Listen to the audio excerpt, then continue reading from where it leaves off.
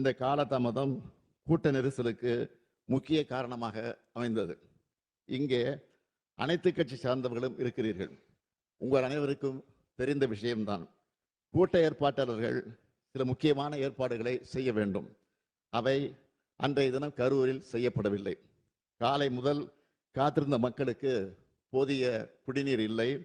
உணவு வழங்க எந்த விதமான ஏற்பாடுகளும் நிகழ்ச்சியை ஏற்பாடு செய்தவர்களால் செய்யப்படவில்லை.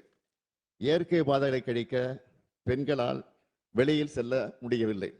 சம்பவம் நடந்த அதே வேலுசாமிபுரத்தில் இதற்கு 2 தினங்களுக்கு முன்பாக, அதாவது 25/9/2025 அன்று மாண்புமிகு எதிர்க்கட்சி தலைவர் அவர்கள் கலந்து கொண்ட பரப்புரை நிகழ்ச்சி நடந்துள்ளது.